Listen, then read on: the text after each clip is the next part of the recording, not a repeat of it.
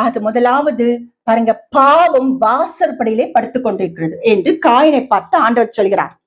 இதெல்லாம் உங்களுடைய ஆவிக்குரிய அறிவுக்காக நான் சொல்லிக் கொண்டிருக்கிறேன். அப்போ பாவம் வாசற்படி என்ற நம்முடைய சரீரம். அப்ப பாவம் எங்க படுத்து? சரீரத்துல படுத்திருக்கு.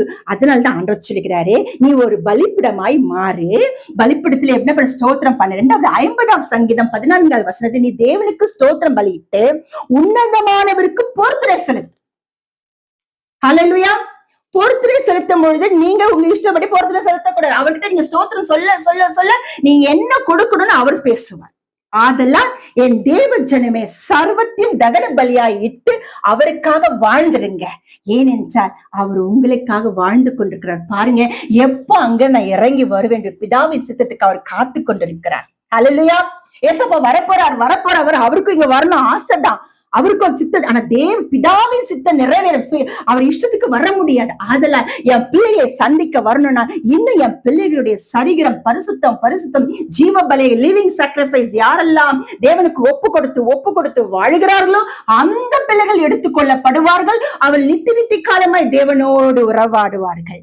இயேசு கிறிஸ்துவோடு வாழ்ந்து கொண்டு மகிமையின் வஸ்திரத்தை தரித்துக் கொண்டு ஜெயம் கொண்டவரா அவருடைய வலது பரிசில் அமர்ந்து எசப்பா என்று அவருடன் பேசிக் கொண்டிருப்போம். இப்படிப்பட்ட வாழ்க்கை இந்த பூமி நமக்கு கொடுக்கப்பட்டிருக்கிறது. நீங்கள் அனுபவித்து தேவனுக்காக வாழுங்க. கர்த்தர் நல்லவன் என்பதை ருசித்து பாருங்க.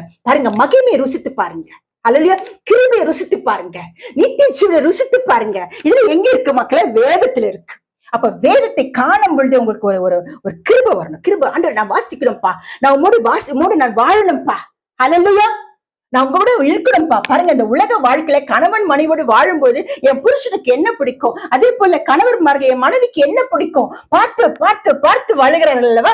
அதே போல இந்த வேதத்தை பார்த்து அவரு ஒரு நாள் காணும் வர இந்த வேதத்தை பார்த்து கொண்டே இருங்கள். ஒரு நாள் அவர் முகமுகமாய் நாம் காண்போம்.